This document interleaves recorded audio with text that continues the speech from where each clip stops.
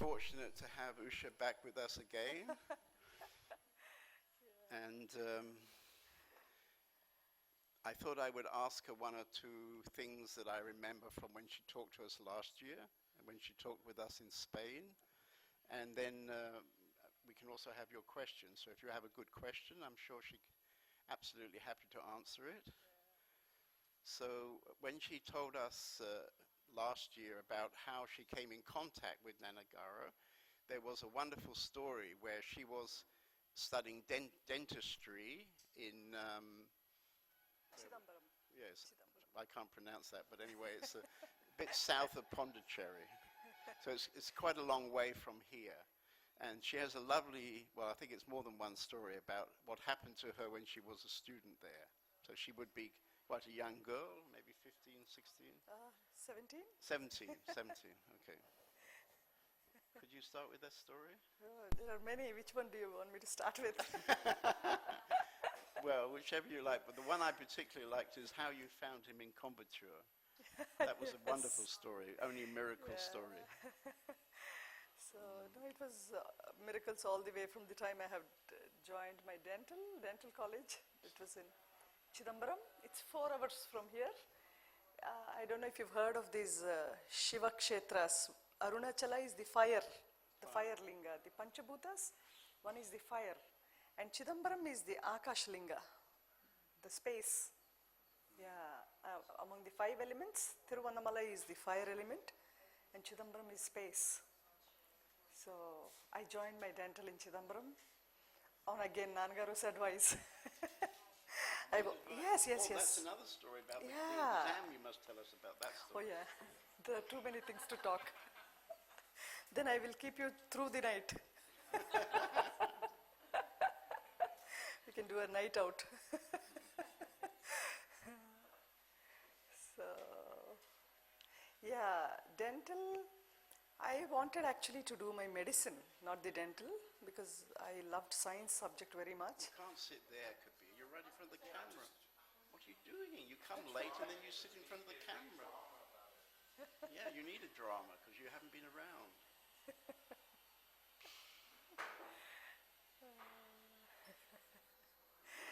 Yeah. So, Sorry. no, that's okay. I have to smack them sometimes. The youngest of the crowd, huh? I decided to call them divine toddlers. Divine toddlers. Do people still know what it means, toddler? Is that still, you know what a toddler is? Little kids? Okay. Yeah. I think he's the youngest of the lot. Yeah. Are you? Yeah, this man is the youngest one. Yeah, he's from This Morocco, one, actually. okay. Yeah. Yeah, nice. How old are you? 22. It's good to see all these young people coming to Tiruvannamalai all the way from across the world, right? Yeah. He's left his university to come here. He's going to be in big trouble next week.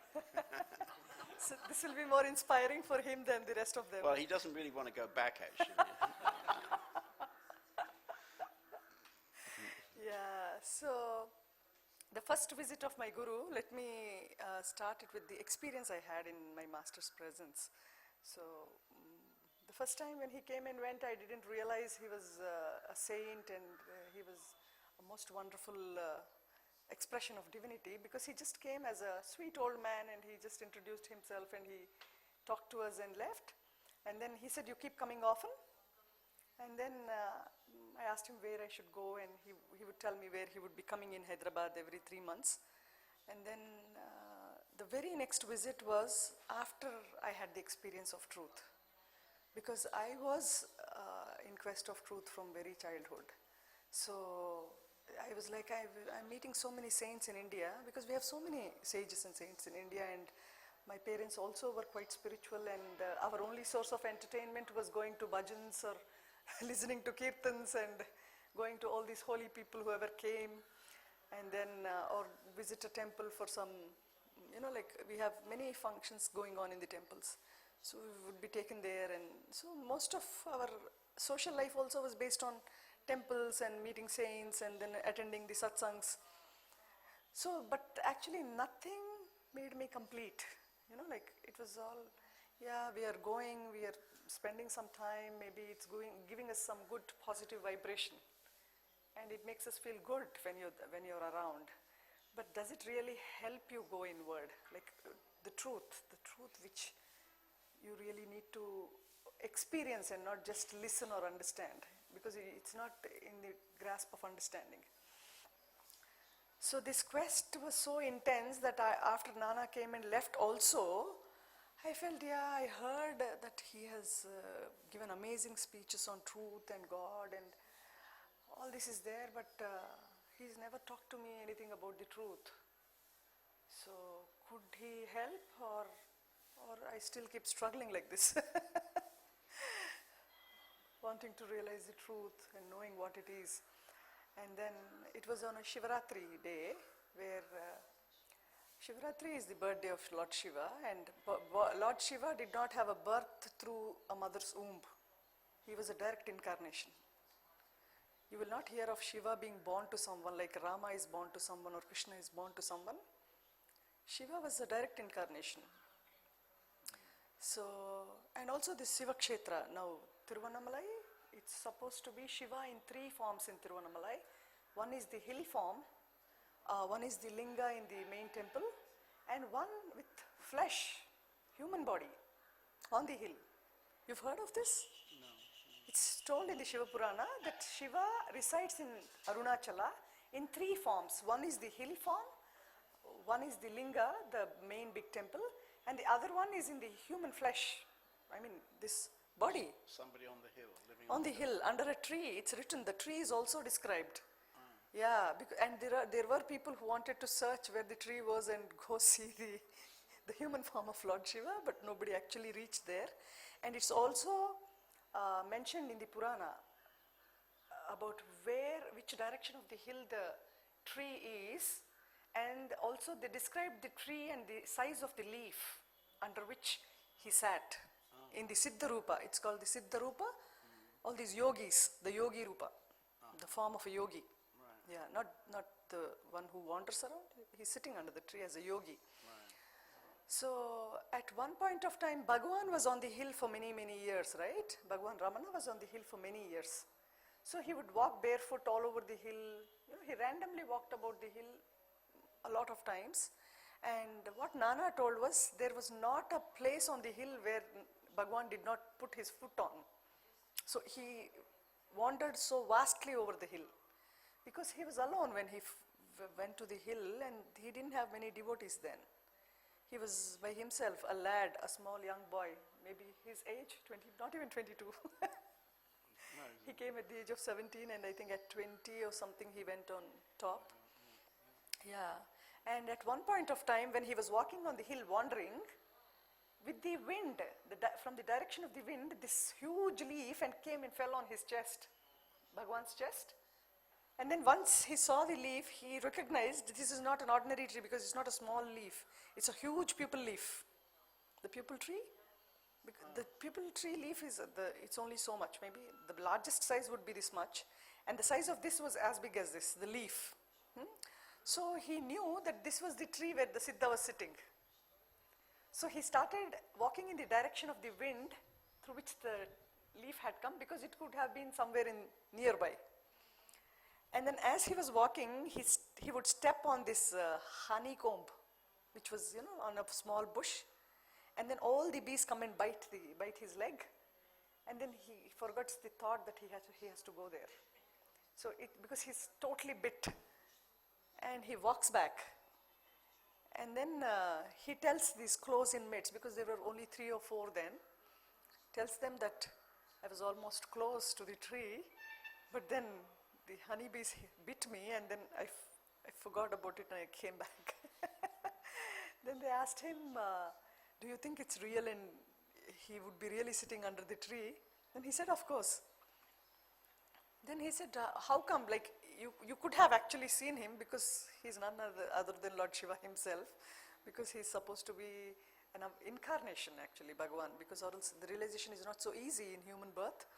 So many people, especially in Tamil Nadu, take him as Shiva's son Muruga avatar, the incarnation of Murugan. They're, like Shiva's son is Murugan. Yeah. So they ask, like later he says, maybe if I had gone to the tree, if the beast did not bite me and if I really happened to go, maybe the body would have dropped then and there. Because it's the direct reflection of him. And so God did not want it to happen, so he was sent back. Because he had nothing here, no? He has no clings here. So the moment he sees his father in body, he would actually maybe drop the body. So he was not here for that. He was here to preach the world. So he was distracted from his, like wanting to go to visit him. So he's in three forms here. That's why they make this going round the hill is not only round the hill, he's also in Siddha form under a tree. And Nana said it could be more in the proximity to this Kubera Linga. In the Giri Pradakshina road, we have this Kubera Linga. That is, I think, maybe 8 kilometers from here in the Giri Pradakshina way. From there, that view, the tree belongs to that view. So he used to sit near the Kubera Linga where the platform is with devotees for a long time. Then he would say, at least we would get the wind blowing through the tree there. We could feel the breeze from Lord Shiva. Next year we'll bring our drone and we'll check out the whole mountain with our drone. We have one of these drones that fly, with a camera. Yeah, and then check where he is. We'll check out where this tree is next year. We'll find it. Will it go really that high? Yes, yes. Yeah? Very good. Yeah. Maybe we can take few shots from there. Yeah. So, so then Shivaratri day, it was on the Shivaratri day when I was having this intense mode of, no, I'm not knowing what the truth is. I need to know what God is, and it's so long now, and then God is not responding, and then I cry, and then I go to sleep, and I'm like, no, you please reveal yourself to me, or I don't want to live anymore. I do not want to live in this body anymore, because I don't feel any meaning to this life. And that very night, it was not night, it was daytime, maybe around noon, some 3 or 4 o'clock, and then nobody was at home, I was alone, and I slept, and then I woke up and I was thirsty. I went to drink some water, and on the fridge I had these audio tapes of Nana, which my sister had got, and she put it on the fridge.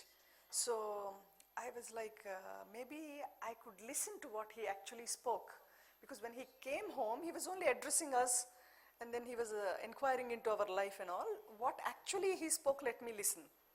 So that's when I played this audio tape of Nana, and then all the quests I had, all the questions and the doubts I had from my childhood were answered in a sequence.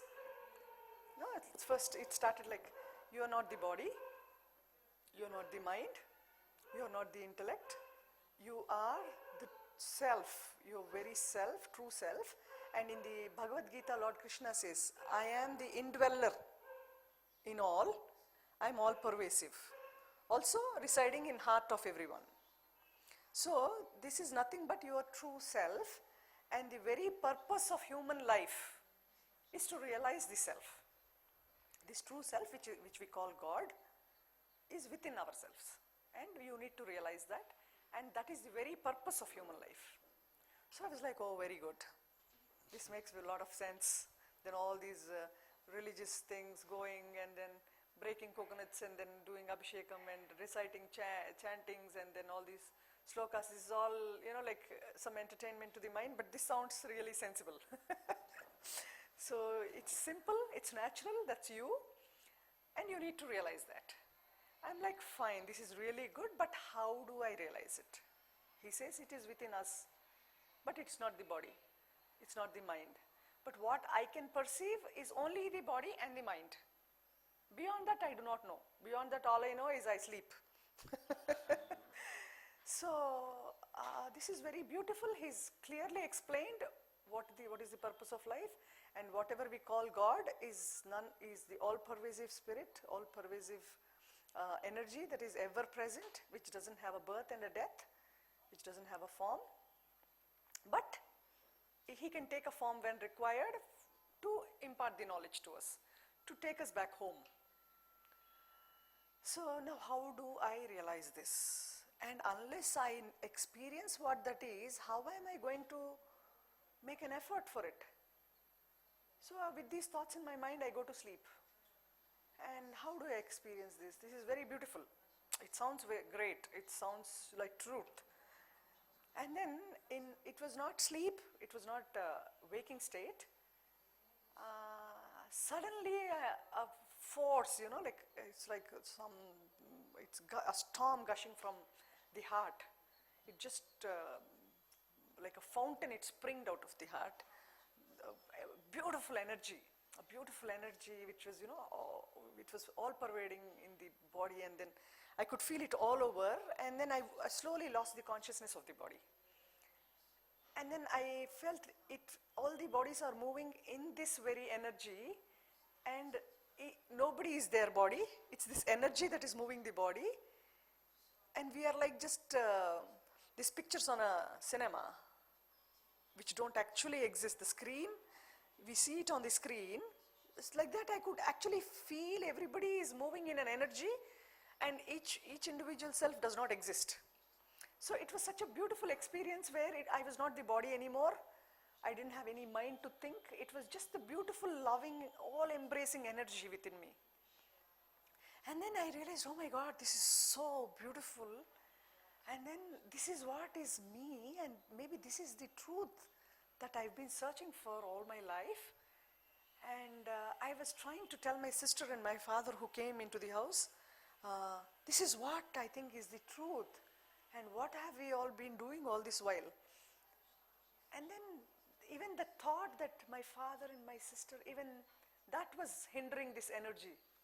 And I was like, no, even this is, then even those thoughts drop, and I'm totally the conscious being without any identification with anything gross, the body. And then there were tears and tears flowing, but I was not it. I was just a witness to it. So this experience was so beautiful, but it didn't last very long. I slowly got back again to my body consciousness, and I knew I was this body. This is my sister, this is my mother, this is my father, this is my home. And I was like, oh my God, I am that, and why am I in the body again? I don't want to be this anymore. But then I can't get back there because I don't know how I was conscious and how I'm not anymore. And then after I woke up, I called my sister and I told her, I had this beautiful experience, and then that is me, but I don't want to be like this anymore, but I don't know how to get back there. Then she told me, I have no clue of what you're talking. Guruji is coming here in another 4 or 5 days. You can go visit him. I will take you to him, and then he will tell you what it is. So that was the second time I met Nana. So when I met him, he was in one of the devotees' house, and I went with my sister and father actually. And then the moment I entered the house, he was sitting in the hall in a seat like this, and he was all smiles. It's like, our Usha has come. And then I go straight to him, and then people give me way. I straight walk to him, and he says, sit down. Now tell me what it is. As if he knew everything. It was not like he was going to hear something new. It was as if he knew everything. Then I sat and I was about to talk, and my sister tried to intrude and tell him what actually happened. He said, no, it's her experience, let her talk. And then I present this to him, then he says, you felt like you were sitting on an elephant? Then I said, what does sitting on an elephant mean? It means nothing. This was something extraordinary. Then he said, no, sitting on an elephant is a phrase used for something the most supreme state you have experienced. So the joy is compared to that. Then I said, no, I have been on an elephant ride before, but it was not this kind of joy.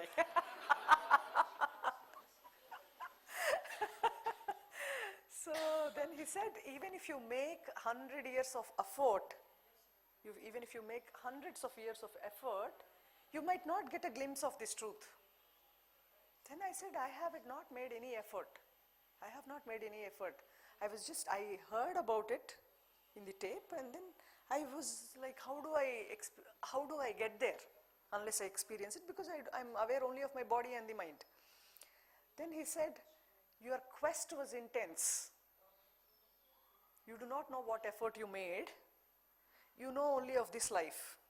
You do not know what you have done previously and come, that this experience came to you. Then I asked Nana, like, Nana, this life, as far as I know, I haven't made any effort to get here. Then what he said was, the effort you make is unknown to you because your quest for truth was so intense that you didn't even realize you were making an effort. But your effort was constantly to realize the self. So that self with grace revealed itself to you. So now you cannot stop traveling towards it. Then I said, it has revealed itself to me, then why did it have to go? It should have stayed with me. I don't want to be this body anymore because I know this is not me, but I'm not there, I'm here. So Nana, I don't want anything. I don't find any meaning in life anymore. I didn't find it in it earlier. Now after the experience, I feel I need to establish myself in this experience and not live as the body anymore because it's not true. I don't want to be in a state which is not true. Then he said, what you have experienced today is a droplet in an ocean. He said, it was just a droplet in an ocean. I said, a droplet in an ocean is so much. It was so all-compassing. It was so much of energy, so much of beauty and love, and there's no identification with the body, and that's a droplet in an ocean. Then I just looked at Nana, and I kept looking at him, and he intensely looked into my eyes, and he stooped down and continued to look into my eyes, and I realized, this is the ocean I've been searching for. He made me realize he was the ocean himself. And I'm like, when I looked into his eyes, it was so clear that the ocean was talking to me. And he knew my experience. He has seen my experience. He was a witness to everything that was happening. And he knew what I experienced was only a droplet. So I couldn't stay closer to Nana. I just moved a little back because I knew he was not at all ordinary.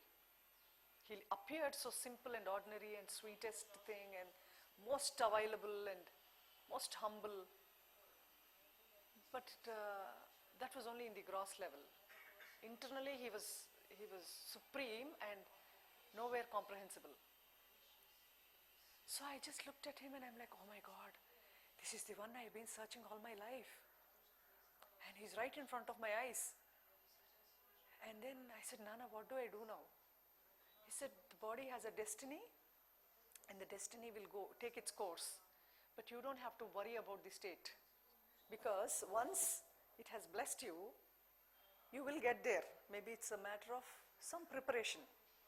Because see, suppose your capacity is as much as a small vessel. The vessel is filled and given to you. And as time goes by, as the capacity to receive the truth grows, you become more purer and purer. The capacity grows and the amount of space you give, the amount of space it takes. So he says, it will get stabilized. It's a matter of time. So you don't need to panic. You don't need to worry about anything. Because this will do its own work. You have nothing to do, you just have to go with it.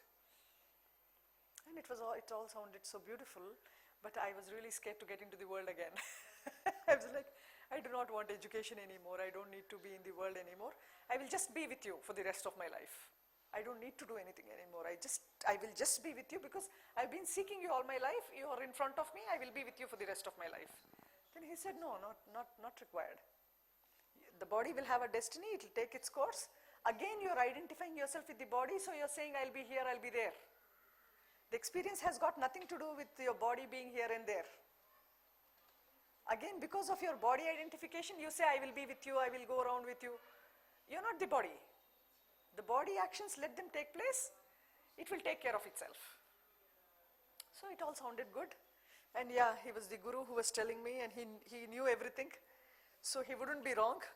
Then I said, Nana, what do I do next? Then I was doing my 11th, I was in my 11th standard. And he said, you finish your 11th and 12th. And since I have taken my science subject, he asked me, what would you like to do further? I said, I was planning for medicine. Then he said, don't do medicine because you will be so occupied in your work. Do your dental, it will be easier. So he guided me to do dental because it's easier work and I could do it on appointment and I could be with Nana most of the time.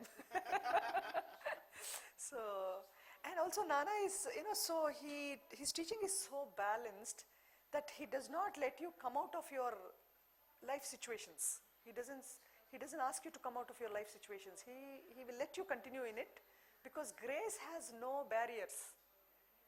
Just because you're in a family or you have a spouse or you have children, the grace does not stop. It will chase you wherever you are, no matter what your bodily conditions are or what your financial conditions are or what your family conditions are. Does it work even in Europe? Yes. Does it work in Europe? It works everywhere in the world. Wonderful. God is not permitted to India. Oh, we thought it was. Yeah. It's not. They're all in Arunachalam. So then I said, no, okay, I do my dental. And he said, maybe you do it in Chidambaram. Then even my father wanted me to do dental in Chidambaram because other places, he loves this place because it's so full of temples and daddy was also quite religious. So that was how I joined my dental in Chidambaram after finishing my 12th. So I will not tell you in between stories in Hyderabad because it's more interesting. Yeah, tell us this The one. college stories are more interesting. Right. I've been traveling with him quite often. He would come to Hyderabad every 3 months. I would be with him how many ever days he was in Hyderabad, I would be with him. Wherever he traveled, I traveled with him. And then I joined my dental. And the first time I came to Tiruvannamalai from Chidambaram. I have heard of Tiruvannamalai from Nana's mouth, but I haven't seen Tiruvannamalai. So the first time I had traveled, we did not have these mobile phones then. It was only the landline telephone. And our hostel, it was a university campus, so we had a huge hostel campus where we had a lot of, like we have dental, we had medical students, we had the agriculture students, the postgraduates, engineering students, all blocks, we had only one telephone. And that was in the watchman office. So we would never call, we would not receive any call. So when Nana visited Tiruvannamalai, it was unknown to me. He would visit Tiruvannamalai once in every 3 months, but I had no communication whatsoever. So the first time I wanted to travel to Tiruvannamalai was in my second year beginning, when we have something called ragging the juniors, like the juniors join college and we actually rag them in the sense we question them and we make fun, and we have this 1 month of ragging. It's a lot of fun in colleges. We feel superior to the juniors and we treat them like small kids, and because we've outgrown the first year. So during this time, one of my friends, I asked all of my friends where Tiruvannamalai was so that I could travel to Tiruvannamalai, and to be honest, nobody in the college knew where Tiruvannamalai is. The Tamilians, the Tamil Nadu people did not know where Tiruvannamalai is. And all of you came from all the countries to Tiruvannamalai. So you never know where grace knocks. So then I asked almost all my classmates girls, and then finally I asked one of my Christian friends, Sarah Fenn. Sarah, because she belongs to Pondicherry and there is this Aurobindo ashram in Pondi, so maybe she knows, she has some connection to the ashram or something, she would know. And I asked her and she said, Usha, I have no clue. Then I said, maybe if you find someone who knows, you please send them to me. And then I go to my canteen to have my food. I come back and there's one girl standing in front of my door, her name is Sindhuja. She said, doctor, do you want to go to Tiruvannamalai? I belong to Tiruvannamalai. Then I said, how? Who told you? Dr. Sarah Fenn, she called us into her room. She wanted to rag all of us. And we are medical students, so we told we are medical students. Then she said, okay, tell me your names and the place where you live. And one of them happened to be from Tiruvannamalai. And she said, you immediately go to room number 305 and wait there. The Dr. Usha will come from the canteen and you tell her where Tiruvannamalai is and how to travel there. So what she said was, Dr. Usha, if you would like to go, this weekend my parents are coming to pick me up. So we will be going in car to Tiruvannamalai, you can come with us. So that is the first time I had traveled from Chidambaram to Tiruvannamalai. I did not know Nangaru was here. I just came to Tiruvannamalai because I wanted to see the place once. And Nana was here with all his devotees. So I was coming in the car, I told her to drop me at the Ramanashram. I didn't know Tiruvannamalai, I didn't know where Ramanashram was, because they knew they live here. They were dropping me at Ramanashram, but on the way I saw all these Nana's devotees. And I'm like, oh my God, all the devotees are here, you please stop me here. And then I get down and I see both my elder sisters standing on the road. Then I get down and I come and tell, why are you all here? They said, no, Nana is here. And then my sisters told me, they just spoke to Nana an hour ago, saying, Nana, Usha does not know that you're coming here. If she knew, she would have come. But we don't know how to communicate because the phone is so busy that we don't get through. And then Nana said, why? Usha is on the way, she's coming. Then they were like, they didn't take it, they did not take it literally. So they were like, maybe Nana just said matter of factly. Oh, so you're really here and Nana is in the room, he's about to take rest. Why don't you go see him? So I just rushed to Nana. And on the way, actually, I picked a bunch of roses to take it to the Ramanashram, and then I took it to Nana, and then again, oh, here you are. This was to say, oh, here you are. In Telugu, Ochesava. So I gave the bunch of roses, and then the journey, my real intense spiritual journey began from there. And you will not believe, before I went to Nana to Vizag, last time when he got admitted in the hospital, I had a dream of Nana saying, Usha, maybe you might have to visit Chidambaram once. Then I said, why Chidambaram, Nana? Tiruvannamalai is home, why Chidambaram? He said, maybe you have to visit Chidambaram once. So I'm going to Chidambaram day after tomorrow. Oh, yeah. Yeah, that was my dental college, and that was where my intense spiritual journey began. That was the beginning. Because earlier there was the truth glimpse, I was with Nana, I was loving him, but this journey from the travels from Chidambaram to Tiruvannamalai were so amazing that every trip of mine was so exclusive, and it's out of the world. It's out of the world. You don't hear such stories in the world. Not anymore. So that was the first trip to Tiruvannamalai, and every time he was in Tiruvannamalai after that, I would be in Tiruvannamalai the same day, without any communication. He would reach here in the noon, I would reach here in the midnight. Because after my class, I would have this intense desire to go to Tiruvannamalai. I would just pack my bag and move. Take a bus, then Villipuram, take another bus, then this Tirukoilur, then take another bus to Tiruvannamalai. We had no direct route. We had a bus in the noon, which is a direct bus only once in a day. I could never catch the direct bus because we had these dental classes till evening 3. So whenever I came, I would stay as long as Nana stayed in Tiruvannamalai, no matter my classes. And there were times when I had my exams. This is what he is interested in, so let me tell you those. So, and also the Coimbatore one. Yeah, yeah. See, one of the trips, yes, one of the trips I had been to Tiruvannamalai similarly, because Nana would be here anyway when I come. And then I reached here at around 12 o'clock in the night, and then I come to the ashram. It was not this ashram. We have another ashram called Andhra Ashram, which was constructed earlier. So he used to live there. So when I went there, all these devotees said, Nana hasn't come to Tiruvannamalai this time. We also came because we heard that he was coming to Tiruvannamalai. Then I said, no, this can't be, because he has to be in Tiruvannamalai. Then I asked the manager, the ashram manager, Nana was supposed to come to Tiruvannamalai? They said, yes, he was supposed to come to Tiruvannamalai. He came till Chennai by train, but from Chennai, one of the devotees took him to Coimbatore, because they wanted him to take rest. It's also hot in Tamil Nadu, so he wanted to give Nana a break from this heat, so maybe for 10 or 15 days he would stay in Coimbatore. Then I said, where in Coimbatore?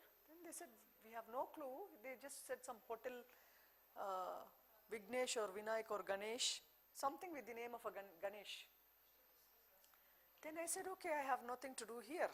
If Nangaru has gone to Coimbatore, I need to go to Coimbatore. So the next day morning, I traveled back to Chidambaram, And with these friends who were traveling to Kerala, I took a train to Trichy. From Trichy, I took a connecting train to Coimbatore and reached there midnight, 1 o'clock, having no clue where he is. And I get down in the railway station, I take my bag and I'm walking in the station and I'm like, where do I go now? And then I walk out, I go to the auto stand and then I ask the auto driver, I just pause for a minute in Hotel Vinayak. He says 20 rupees. Midnight, 1 o'clock, 20 rupees, it must be somewhere close by. So I said, maybe 10 rupees. He said, madam, check the time. I said, okay, 20 rupees, take me. And then he just takes the auto, straight the road, a right turn, and there the Hotel Vinayak. Then I knock on this door, the reception, the boy is sleeping at the reception, and I wake him up. And he says, yes, madam. And then I said, this Guruji from Andhra called Nana Garu, is he in this hotel? He said, no, sorry, no Guruji came to this hotel. I'm like, what? I said, today morning no one came?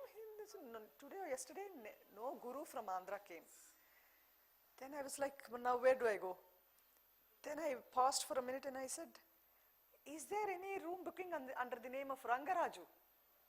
Then he checked the register. He said, yes, 2 rooms in the name of Rangaraju. One is Rangaraju, one is BVLN Raju. BVLN Raju is Nanagaru's name, his actual name. But they didn't know he was a guru because there were no disciples. He was just a simple man in white clothes. So they occupied room number 401 and 402 in the 4th floor. So he said, madam, you can go to the 4th floor. It's in the left side corner, the opposite rooms. Then I walk in the corridor, I'm like, I can't disturb him at 1:30 in the night. I can't knock on Nangaru's door at 1:30 in the night and I'm here. So I just slowly walked and I paused and I knocked on 401 and it happened to be Rangaraju's room. He opened the door and he was all panic. He was like, what's the time and how are you here and how did you know that Nangaru was here? And he's actually a high BP patient. He's hypertensive. He got so paranoid and he was all so angry and he was like, my family does not know that Nana is in this hotel because his family lives in Coimbatore and he hasn't even informed them yet because even if one person knows, all Nana's devotees will be in Coimbatore. Then I said, no, please don't panic. Please calm down. Morning I'll see him and leave. He said, no, how did you come? How did you come except me? Nobody knew this hotel and nobody knew that Nangaru was coming to Coimbatore. Then I said, no, I knew he was coming to Coimbatore because he told me. He said, when did he tell you? There's no phone. How did he tell you? Then I said, uncle, please calm down. Morning, Nana will tell you what it is. Just calm down and you sleep. I will sleep also. I am also tired. I didn't have sleep last night. And then I just put my bag on the floor and I said, uncle, please sleep. Nana will tell you tomorrow. Please don't panic. I will leave. I will just visit. I'll just do my pranams and leave in the morning. And he said, Nana asked me to wake him at 5 o'clock in the morning. So I put my alarm at 4:30. I said, no, you sleep. You wake up at 4:30 and Nana will tell you what it is. At 4:30, Nana knocks the door. We went to sleep maybe at 2:30 after all the drama and the calming down. So I was lying down on the floor with my bag under my head and Nana knocks the door at 4:30 and quickly he jumps from the bed and he opens the door and the first thing as soon as he opens the door is Usha here. Then he's like, Nana, and he just falls flat on the floor. You know, whenever he sees Nana, he falls flat on the floor, pranams. And Nana, so you knew Usha was coming. It was you who told Usha to come? He said, you calm down. Usha, he called, and then by then I had woken up, and then I quickly came running. He said, good, you are here. We are traveling to Kaladi in Kerala, which is the birthplace of Adi Shankara. The Shankaracharya, the original guru who taught Advaita in India. The first guru who taught Advaita to the common man. It's the place, his birthplace, which is in Kerala. We are traveling there. I have called you to go there. So he told Rangaraju, the taxi will be coming at 6 o'clock. Usha, you take your bath, you go to my room, you take your bath, get ready, come, I will take my bath, we will travel at 6 o'clock. Then Rangaraju was all confused. He's like, Nana, when did you tell her that we were here? And no, you calm down. I called her, we are going to Kerala together. So that's how I traveled with Nana to Kerala for the first time, to this place, Shankaracharya's place, and it was so beautiful. I spent 3 days with him there, and he would go to every place that Adi Shankara had visited in the village, and also the place where this fake crocodile was created, because in Brahmins, if they have to take this initiation into sannyasa, mother has to give them the permission. Who has to? Mother, the child's mother. Whoever wants to take sannyasa, the mother has to accept that he will go into sannyasa and he will not be married. So they need the acceptance of the mother. So Shankaracharya was only 7-year-old boy when he wanted to take sannyasa. And he lost his father by then, and his mother will not be willing for sannyasa.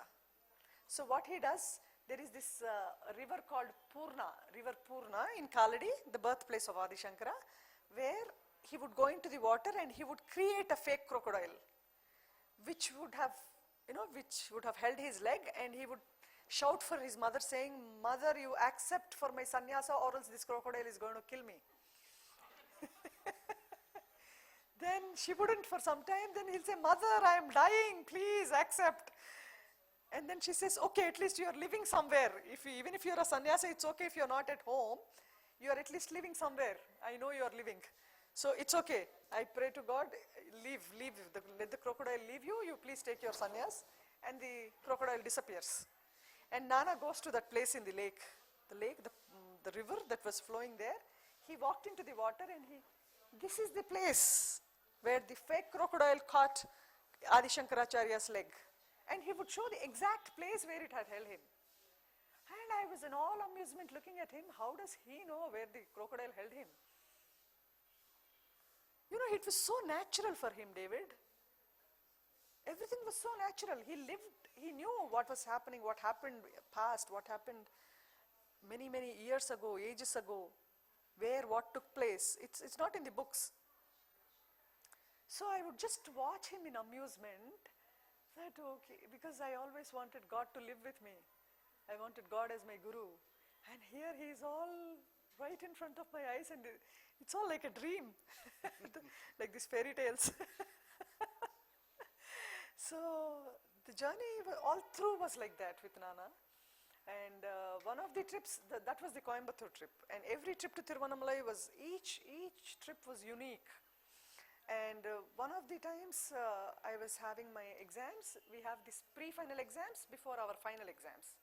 And I was doing my final year dental, and pre-finals is conducted a month before the finals. So I would travel to Tiruvannamalai quite frequently whenever Nana visited here. And I would go home to Hyderabad only when Nana went to Hyderabad, or else I will be with Nana. So my holiday was only with Nana always. Once I joined my Chidambaram course. So if I had a holiday and if he happened to be going to be Hyderabad, only then I visit my parents. Otherwise I am with Nana full time. My education and Nana. Because I had to do dental, I will be doing dental, but the rest of the time I will be with Nana. So there was one time when I visited Nana, and there were almost 300 to 350 people, and there were just 8 rooms in the ashram. And we had this hall where people would sleep, and we didn't have place to even move. If we were sleeping, we had to sleep, we can't move. There's no space to move.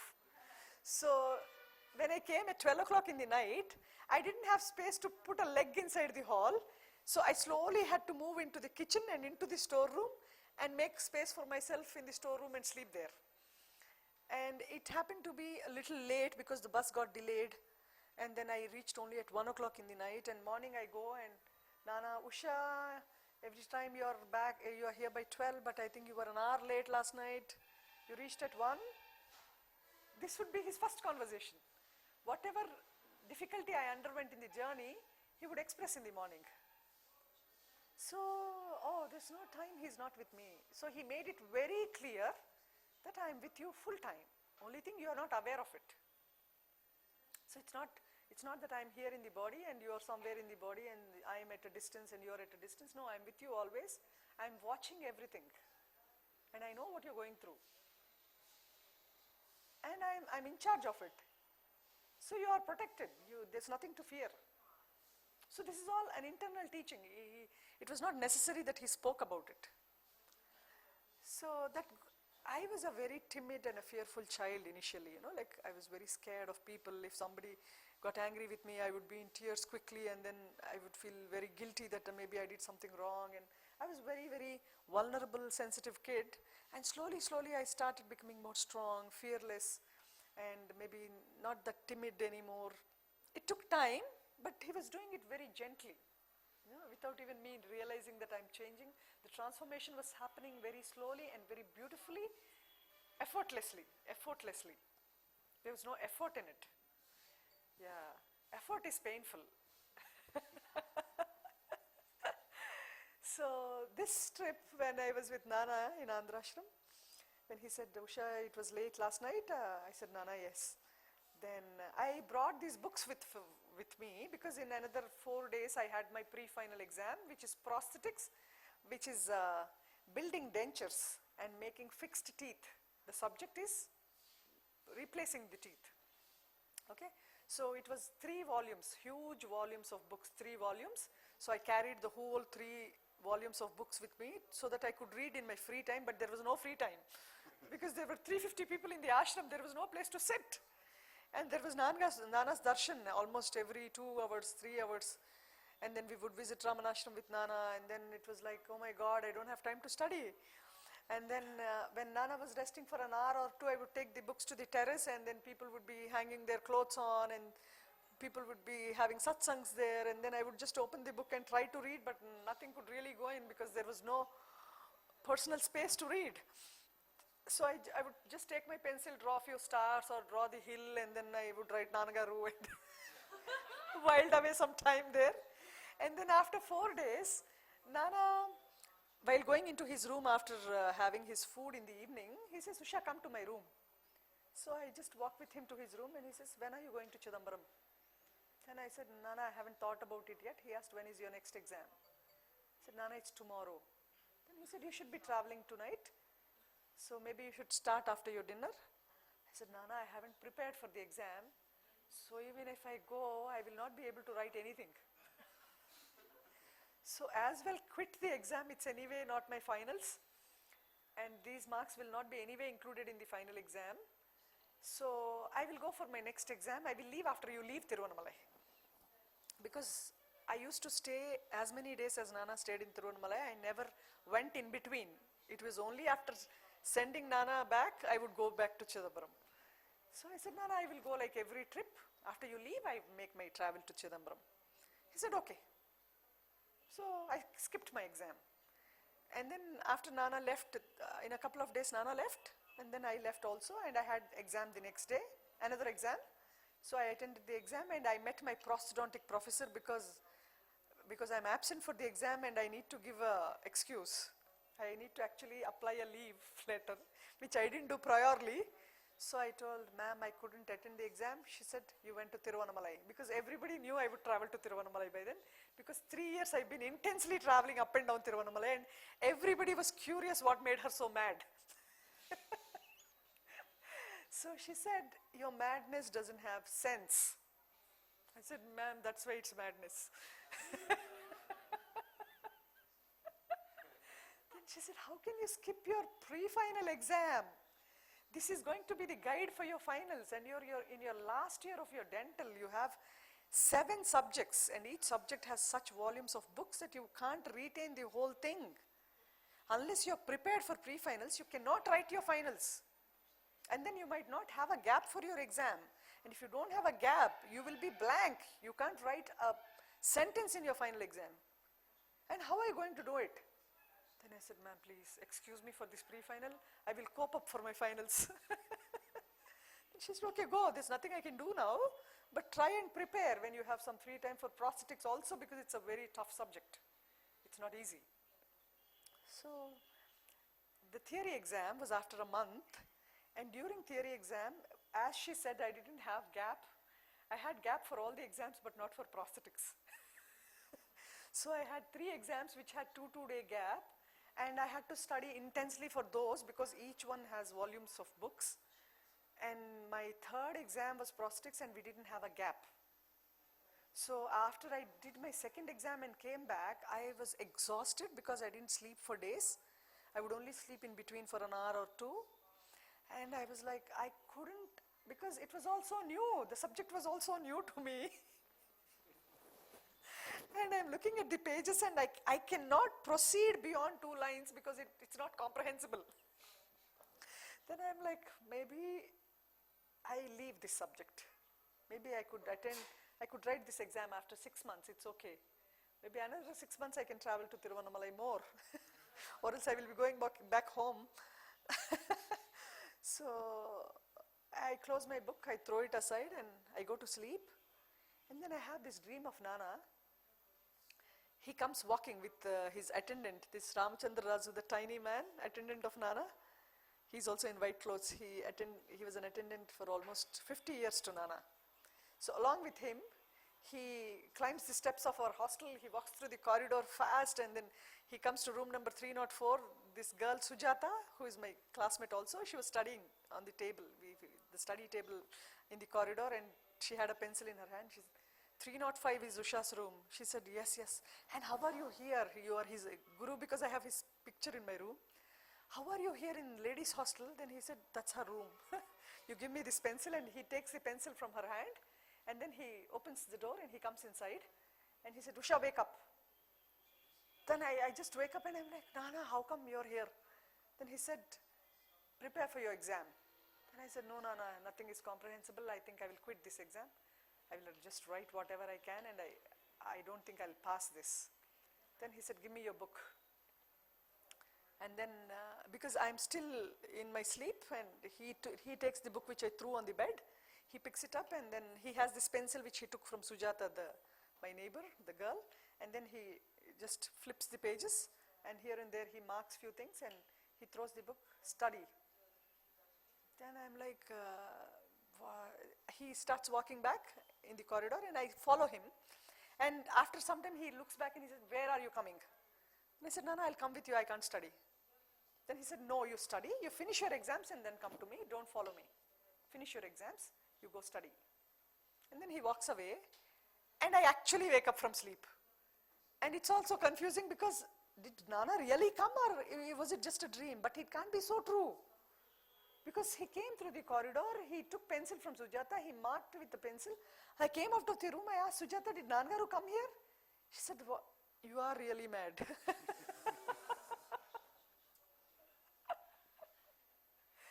Then I said, he took pencil from your hand? She said, Usha, no one came here, you please go study. Then I go back to the room and I take the book and, no, Nana marked something in this, and I flip the pages, and then I don't see anything of what he's marked. And then I flip it again and again, and then I realize I have drawn these pictures of Arunachala and few stars here and there in few chapters. And I felt maybe intuitively, this is what I need to prepare. The chapters which I marked, which I felt were important, I would mark few stars and I wrote Nanagaru on it, and then I drew pictures of the hill in those pages. So I felt maybe I have no choice either, I can't prepare too much.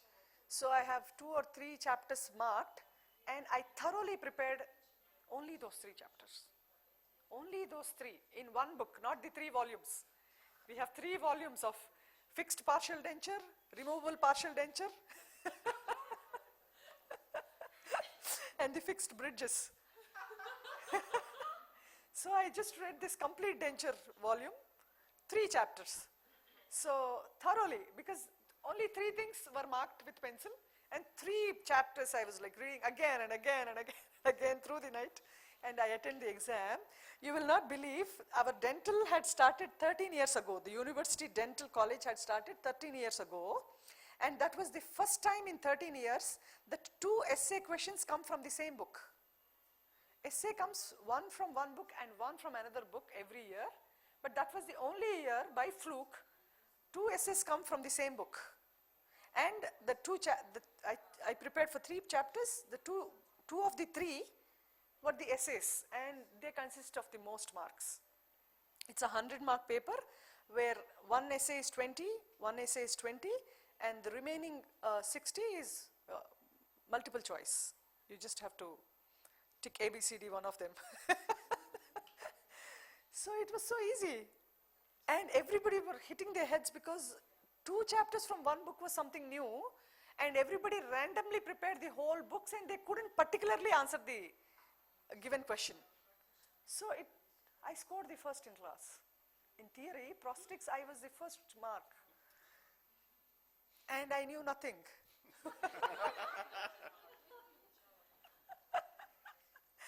So this was one, and one was my practical exam. The practicals were, for endo, that is endodontia, where in between 2 teeth we need to have decay. The case for the exam will be tooth decay in between 2 teeth, not one single tooth. So it has to be in between 2 teeth. The decay has to be in between 2 teeth, and it's called class 2 cavity cutting. Class 1, class 2, class 3, we have 5 classes of cavity cutting, and class 2 is for the exam, and the college does not give us the patients. We have to bring our own patient. So 1 month priorly or 15-20 days before exams, we go all the villages, check people's teeth, and then identify which is the right case for our practicals. We pick them up, we take their address because there are no phones then, and we request them, you please come for my exam or else I will not clear my exam. So and so day, because we are given our timetable. So we pick 3 or 4 patients so that at least one turns up. And even if one doesn't turn up, it's not anyone's fault, you fail. So we pick our patients like that, and all of us picked 2-3 cases, ideal cases for class 2 cutting, and it was my exam day. And then I belonged to the second batch, and the first batch students had their first exam. So they went in the morning. We were supposed to go for practicals in the noon. And we call the patients in the morning because we don't know which batch falls in the morning and which batch in the noon. We won't know it 15 days priorly. So we ask all the patients to come in the morning and wait for us if our batch is in the noon. And we pay them because what is their job to come to the college and sit? So we pay them. So my patient had come in the morning, but I didn't go to college in the morning because my batch was in the noon. So I was preparing in my hostel room for my exam, and I went to the canteen to have my lunch to go to the college, and all the first batch students have come back, and my close friends, they came rushing to the canteen without going to the room saying, Usha, your patient has been taken by Lalita. Lalita was one of the first batch students. She said, I said, oh my God, how? Then she said, her patient did not turn up, and your patient was right in front, waiting on the bench. So she said, please come, Usha can manage, I cannot. She's a strong girl, and it doesn't matter if she fails, but if I fail, I will die because I cannot take failure. Then the patient denied, saying, no, the doctor will be upset. I need to wait for her, and I'm not coming for your exam. She was like, she literally, emotional blackmail, and then he had to go, and she paid him more, and then there was nothing actually I can do because it's over. And they said, you please rush to college. Then I said, what will I do? They said, you go, do something. So I immediately went to college, and then I went and met my professor, and then he said, what? Because everybody knew I was crazy and I would come up with something. Professor asked, what is it? Then I said, sir, my patient was used by Lalita and I don't have a patient now. Then he said, then why did you come to me? Go to the hostel. Then I said, no sir, should I check in someone's teeth? He said, whom will you check now? There are no students, there are no staff, it's only exam going on. And then he said, now do you understand that spirituality leads you nowhere? And I said, what has this got to do with spirituality, sir? My patient is used by another student, and what has this got to do with spirituality? Then he said, no, you are a believer. You have so much faith, you keep running. And then you don't recognize there's a world around you, you don't recognize there are people around you. You just go with your flow. And then incidents like this keep coming up. Then what do you do? I said, I'll go back to hostel. Then he said, don't show me your face, go stand near the entrance, wait till 2 o'clock and leave. Because 2 o'clock the exam starts. And maybe some luck somewhere, you just go stand there and then leave. So I go stand in the sun, and then it was actually scorching heat because we had our exams somewhere end of March. So I was standing in waiting, and 10 more minutes to 2, and then I was like, no point waiting here, because we search for these patients for 15 days, going to villages and villages and villages, and spend so much time and money. And then here I'm standing in the scorching heat with nothing and nobody around, not even bird. And then what am I waiting here for? And then I was like, maybe wait for some more time, because my professor told me to wait till 2. So I was just standing and I was just looking on either direction. The road is so empty. And then suddenly one man starts coming from the right side of the road. He's dressed in white and white. He comes and he asks me, where is the medical department? Then I said, this is college, the medical department building is behind. And why have you come now? There will be no doctors now, you will have to come in the morning hours. The OP is open only from morning to the noon, not at 2 o'clock. You go back home and come tomorrow morning, the building which has this medical facility, OT, outpatient, you come tomorrow morning, maybe between 8 and 9. Then he asked me, why are you waiting here? In this heat, why are you waiting here? Then I said, no, my patient, I have an exam, but my patient, I don't have a patient. Then he asked me, what patient do you want? Then I said, I need a patient with decay in between 2 teeth. Then he asked, would you like to check my teeth? Then I said, maybe. There's nothing wrong in checking your teeth. And then I find decay in between 2 teeth. Then I said, you have decay in between 2 teeth. Would you like your tooth to be filled? He said, yes, of course. Maybe if not the medical, I get my dental treatment done and go. So then I said, please come inside. And then I go, I'm all happy. And I went to this doctor who said, what had happened to your belief? So I said, sir, his name is Austin. He's also Christian. Sir, Austin, sir, my patient is here. He said, what? It was 5 minutes to 2. He said, patient now from where? I said, sir, we don't have time. Then he said, you need to make an x-ray and you don't have time to make an x-ray. You please go take the patient to the chair, get him registered, and I take his x-ray. Because I can't come out of the hall once I get into the examination hall. So I take the patient, I register his name, then I send the patient with my professor. He took the x-ray, brought him back and made him sit in the chair, and we all started at 2, exam started at 2, and then we had to do a stepwise, it's a 4-step process.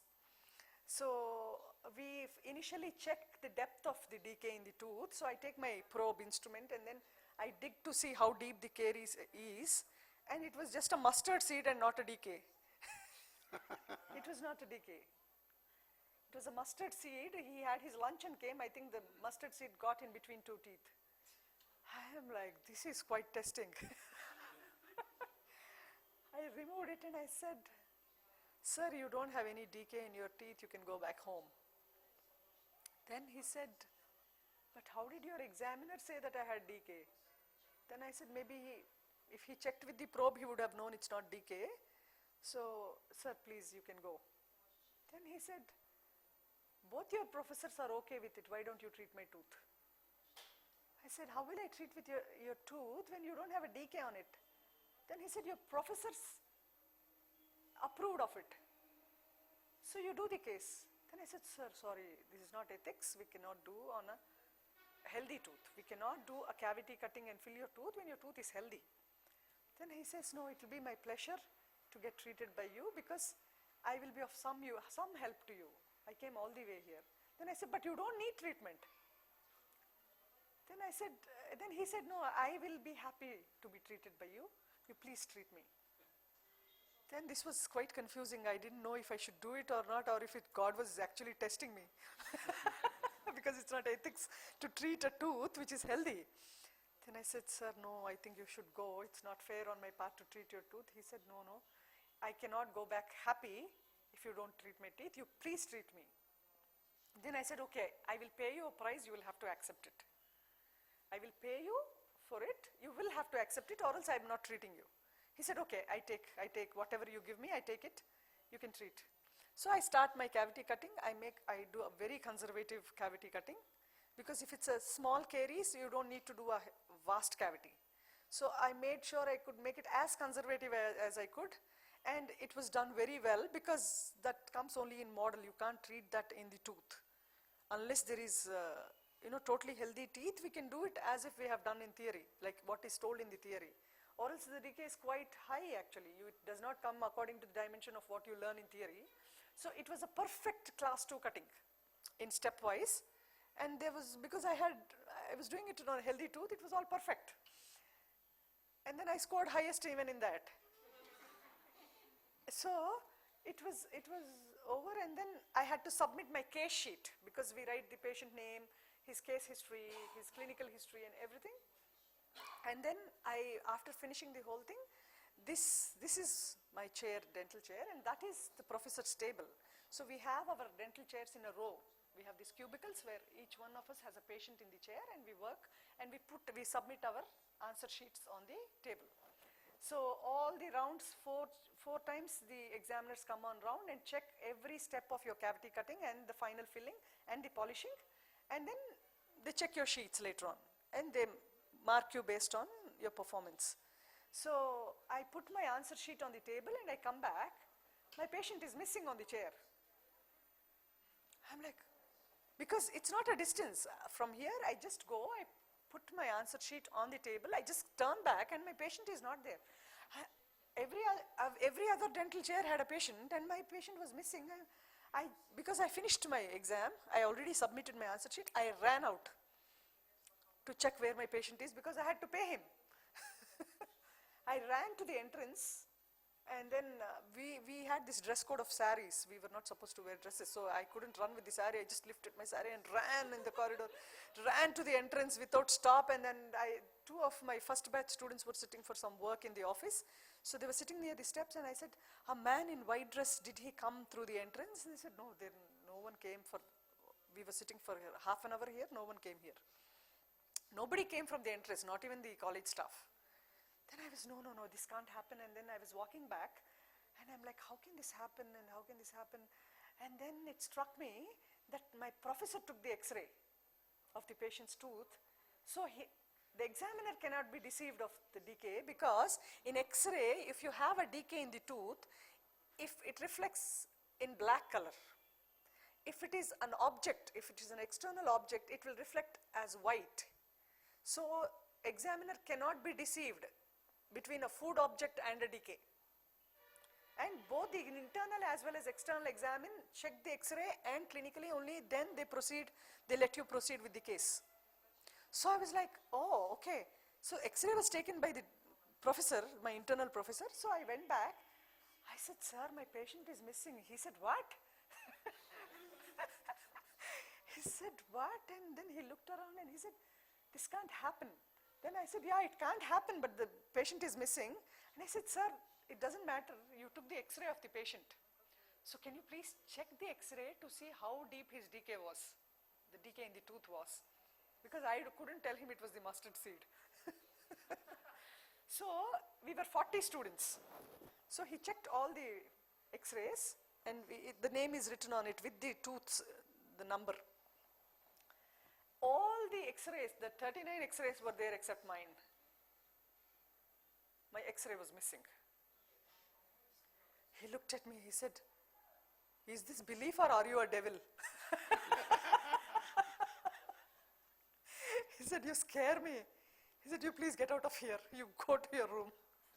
I need a break. He said, you please go, Usha. Then I said, sir, faith shall move mountains, you have read in your Bible, right? Then I said, belief does not betray you. And yeah, God needn't show this to show it to me that I believe in him. Even if the patient does not come, it doesn't matter. Because your belief is not based on your patient coming on time. Or you failing your exam is not that you lost something in life.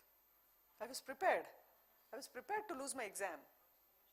But he did a wonder, and I feel more grateful because, yeah, God is so compassionate that he doesn't want me to skip a 6-month, wasting my time. And then I traveled to Coimbatore because Nana is in Coimbatore. After my exam, I had a break of another 4-5 days in between my next practical exam. And I knew he was in Coimbatore, so I traveled to Coimbatore and reached again at midnight, 1 o'clock. That's the time my train reaches there. So 1 o'clock I go, I sleep in the room because by then people got to know that he stays in Coimbatore during summers. So many devotees actually accompanied Nana after the first visit to Coimbatore. From the second visit, he had 10 to 15 devotees staying in the same hotel where he resided. They would stay for a week with him and leave. So I joined them, and morning 6 o'clock, he opens his door for his coffee. He opened the door and I walk in and, Usha, your patients have come on time? That was his welcome. Usha, your patient is on time? I said, yes, Nana. Good. You will clear your final exams and you will be a dentist soon. And he said, you will, ahead in your life, you will have a lot of name and fame, and you will you'll be so wealthy, you will earn a lot of money, you will have all the name and fame which people crave for. Then I said, please, I don't crave for anything, I don't need any of those. I'm not here to accumulate wealth or get a huge fame. Then he said, no, it's mandatory, it comes. Then I said, no, Nana, because I don't want anything that is an obstacle to my spiritual life. I am here to realize the truth, and to realize truth, everything is an obstacle in the world. I do not want this wealth and fame and whatever it is. Then he says, no, nothing will bind you because you will be immersed in grace always. You just recognize the grace. The name or fame or wealth or whatever comes to you is just a gift of God to you. And then he says few, like excellent teaching, few sentences, simple, for the kindergarten kids. He says, see, you are such a wonderful child. You've been such a gentle, humble, nice child all through your life. You belong to a very good family. Your family background is very good. You belong to a religious family, and you are quite well off that you don't have to struggle with anything in life. Where did all this come from? He said, it is nothing but a gift of God to you. So you should never forget that this was your privilege. No, it was gifted to you by God. So always stay humble, because everything you have in life is a gift of God. You or anybody, it's just the gift of God that you have what you have today. If He didn't gift you that, you wouldn't have had it. So today you finish your dental, you will be a dentist in society. So this is also a gift of God to you. So utilize your gift in a way that it is blessing for others. Not to earn something in the materialistic world. Use everything that God gives you to reach that God again. Whatever is given to you, you serve back. And that is the purpose of life. You will realize the truth, but you live in the world in such a way that you are blessing to others. And then he said, okay, now you write this down. You are given a good family is a gift of God. You write it down. You have cleared your dental is a gift of God. Write it down. You will be a dentist soon. You will be a well-known good dentist. Write it down. It's a gift of God. So everything that has come to you, the understanding that you have in your spiritual life is a gift of God. Or else you will not have the spiritual understanding unless God bestows it on you. So note it down. It's a gift of God. So everything is but a gift of God. Nothing is your own. You don't own anything here. And finally, he said, okay, now you have written it down. I will tell you another statement which you not only write it down, but by heart it, and not just intellectually understand it. You will have to understand in the heart. Everything is the will of God. Every single thing is the will of God, which you should understand. So there is nothing to panic, nothing to worry, nothing to fear, nothing to crave. You just understand that everything that is happening is the will of God. Because without His will, nothing would happen here. So write it down, by heart it, and then it should be understood in the heart. Because if you understand this statement, that everything is the will of God, you will be calm. Nothing will perturb you in life. Because will of God. So nothing comes to you without knowledge of God, of what has to come to you. So if God is sending it to you, it is meant for you. So you learn from it, evolve from it. So nothing is apart from God. So when mother loves the child the most, it gives you what is best for you. Now you want more and more of chocolate. mother does not give you chocolate because you'll have a lot of decay in the teeth. Or she will tell you to brush your teeth in the night because it's good for you. You eat your chocolate, brush your teeth and sleep in the night. I don't brush my teeth. No, you will have to brush your teeth or else you will not sleep. The mother is strict with you because your teeth have to be healthy. You have to take your bath in the morning. It's good for you. You cannot go to school without a bath. So it's good for you. So mother insists, or even she punishes if you're not doing it. It's for your good. Similarly, God gives you incidents to cleanse you. So don't take anything as a punishment. Even what you feel is punishment is only His gift to you to make you evolve and get back home, your true home. So do you understand? He said. He said, yes, Nana. So your teaching is complete. So with my dental teaching, my spiritual teaching was complete. I was like on top of the world. Oh, there's nothing I need to learn anymore. But then my real test started only after that. It was all such a cakewalk and it was all fancy and all the miracles, and then I didn't even know that my body existed because I was like angel flying everywhere. I couldn't feel the body. But I had to go back home, I had to get married, and then I had to live with my in-laws and many things. I had to start my own clinic, and then it was so much work. And then I couldn't travel with so much ease as I did before because I had a lot of commitments in life. But I had to be with Nana. And the marriage also, like I was not willing for a marriage, and I was crying, Nana, I can't be married because it's such a burden to be married. And then you have a lot of commitments, and I can't deviate my attention from you because again, marrying would mean I would deviate from you. I want a single focused attention only on you and nothing else in life. And then he said, no, focus will not go away. I will choose the right one for you. And he chose my spouse. When I was not at all willing for marriage, he said, he came home once after I completed my dental course. He came to Hyderabad and he said, I will visit your home today. He came home, and we have arranged marriages in India. Most of them of late, love marriages have become a norm. But the partner is chosen by your parents. And in my case, I can't have a love marriage because I was in love with the Supreme. And the Supreme doesn't have a form. So then he was sitting at my house, and he was sitting as if he was waiting for something.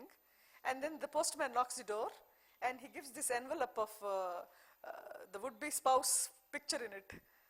Because my dad was looking for proposals, and then one of them had come, and they had sent it in post for us to see his picture and his biodata. And then he says, give that to me, you don't open it. He told my mother, you give that to my hand. And then he opens the envelope, and he opens it, and he looks at it.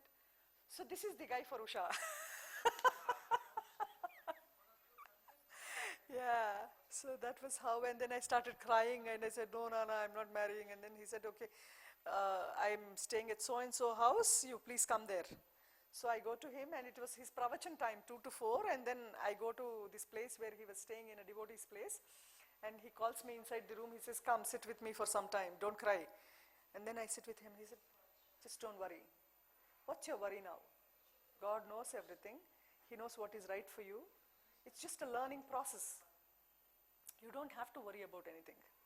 This man will not be an obstacle. You can travel to Nana when you want. He will in no way hinder your spiritual progress. I don't say you will not have any difficulty, but with this man, you will have only spiritual upliftment and not, you will not go back in your spiritual progress, and you will not have any obstacle in your travels to me. And then I had to respect him because he never failed. And then I said, okay, Nana. Then he said, go home, tell your dad I'm marrying this man. So that's how I married Anand. And then even the child, we were not willing for a child, and Anand is more like a monk. He's very detached and very, very calm, and he's happy with his own self. And Mahalakshmi from Australia, she's this Western astrologer, and she appears a little crazy, but then her predictions are quite right when she really makes them. She's gifted. She has this gift of predicting in the right things. And once she was told to stay at my place by Nana. Ram Charan was one of them, and Mahalakshmi was one of them. When Nana visited Hyderabad once, he visited for 1 week. And at the same time, Mahalakshmi had come from Australia, and Ram Charan, he's a Papaji's devotee also. He was also in Hyderabad to meet Nana. So they were staying in different hotels. And they came to visit Nana in one of the devotees' house, and he called both of them. He asked both of them, where are you staying, which hotel, which area are you coming from? And then he said, Usha, maybe Mahalakshmi and Ram Charan should be staying at your place and not in the hotels. Then I said, okay, Nana, I'll take them home. Then he asked Ram, how long are you staying here? He said, 4 days. And he asked Mahalakshmi how long she was staying. She said she was staying for 8 days. He said, both of you go to Usha's house. You go to your hotels, pick your luggage, go to Usha's house, she'll take you there. Stay till you leave Hyderabad, you stay in Usha's house. And both had a purpose of staying at my place.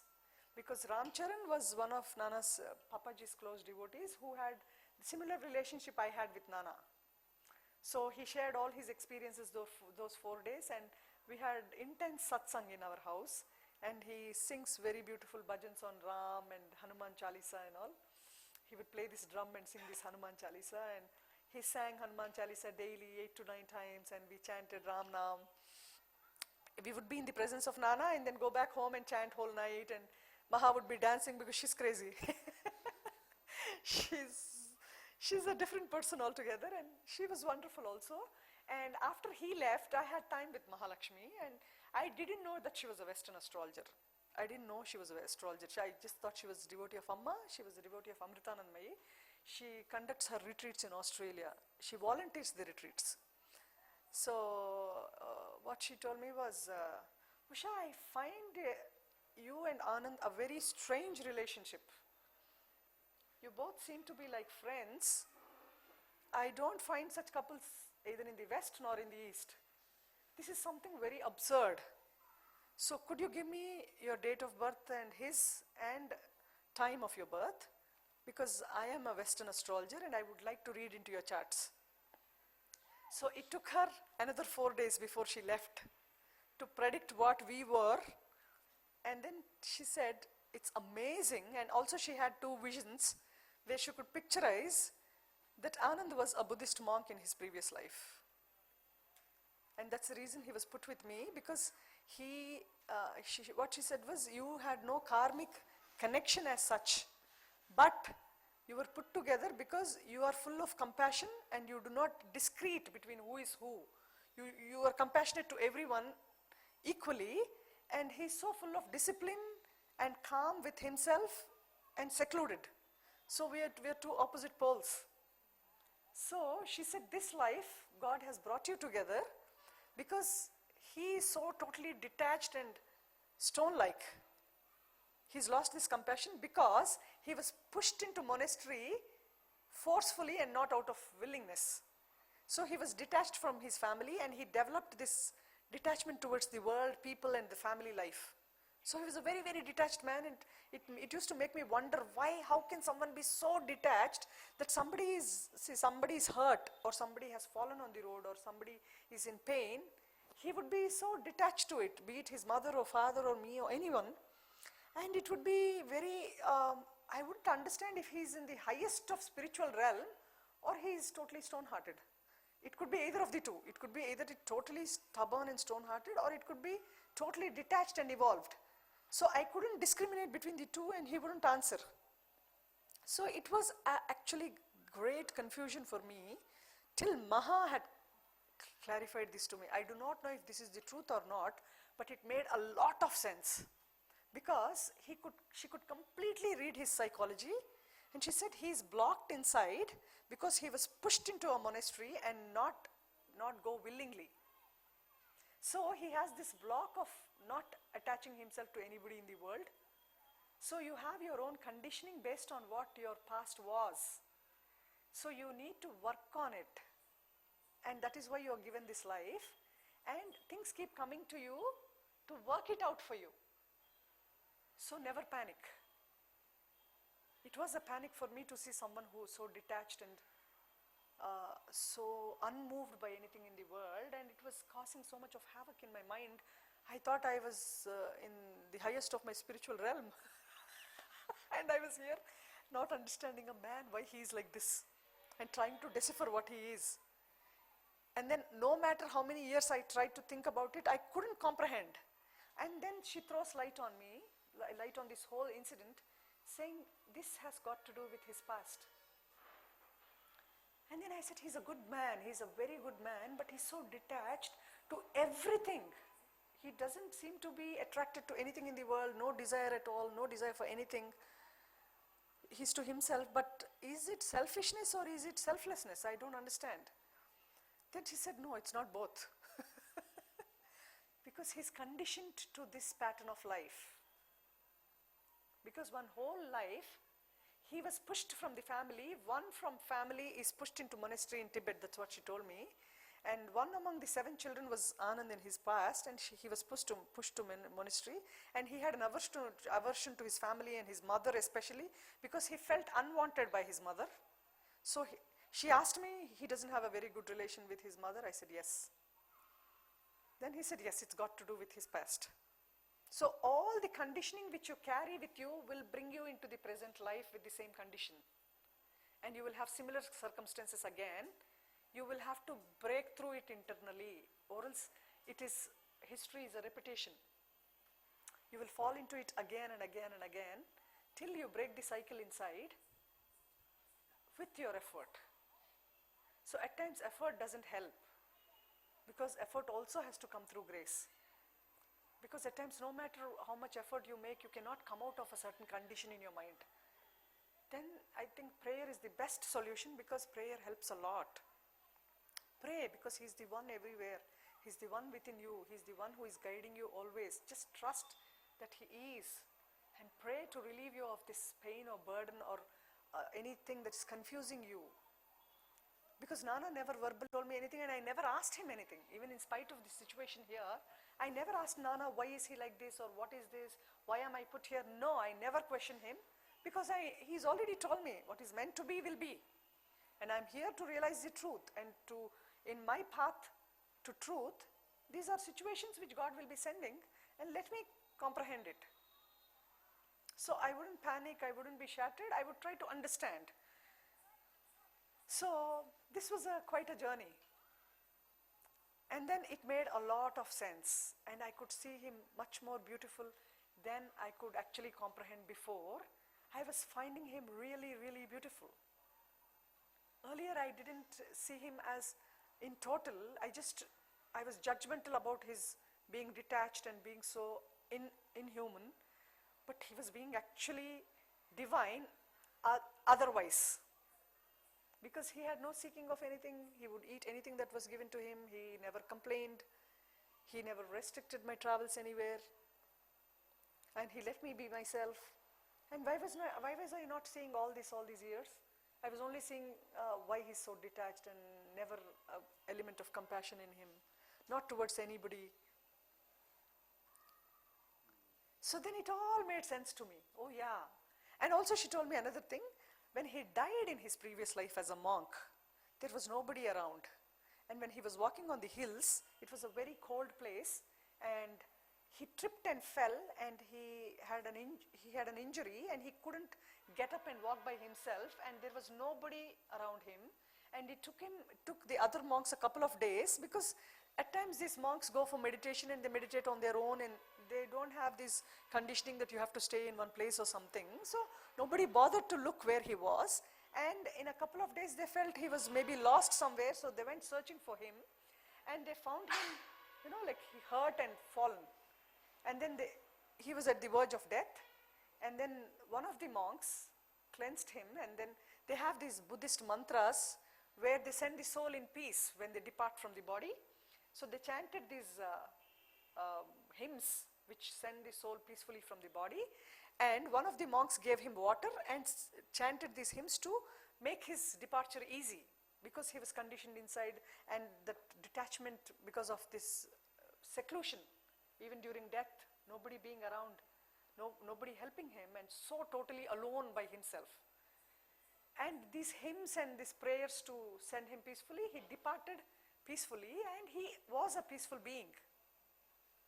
And you will not believe, she told me, this monk that gave water to this man, and who recited and made his departure easy will be coming as your son soon. I was like, what? I said, all this is like a fairy tale again. All fairy tales all through the life. I said, what are you talking? I said, no, we have no intention of giving birth to anyone. Neither he nor me. So, Maha, I think the earlier story was good, but not this. No, this is not truth. Then she said, see, you believe it or not, you will have a son. And he will be the one. And they are put together for a reason, because he has to heal, because he is conditioned inside, and no matter how compassionate you are, it will not heal him. As his son grows, because he has gratitude for the one who has given him water and who has healed him and who has let him depart peacefully, he will be the source of his peace, and they will be put together and they will have a great bond, and slowly he will start melting down, and all these conditioned barriers will break through, and you have your mission with Nana. You carry on with your life. Be patient. Don't panic. He's a good man. And yes, we had this beautiful child, and which had a very long story, and I'll have to make you sit through the night then. And it's already 7. So maybe we'll ask for if there's some questions. Yeah, yeah. If I could start, I have a question actually. Yes, yes. Okay, 10 minutes. So now you're telling us about these past lives. Yeah? Yes, yes. So, for us Western people, we have all our problems and, in our life, this life, maybe around 80 years. Yes. But for Western people, it's hard to imagine that there was a past life and a future life. Yes.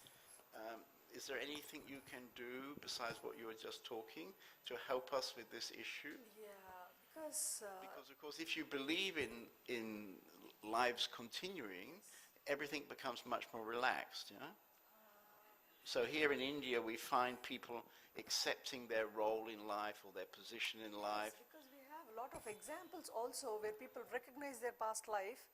They would go to this place where they belonged earlier. We had cases like that which came in newspapers. After their departure, they are born elsewhere, and they go back saying, this is my wife, this is my children, they are so and so. And this is how I lived my past life. We had examples, live examples, which came in newspapers many a time. Right. Yeah. I mean, probably all these people were Indians in one of their recent lives, you see. And attached to Arunachalam.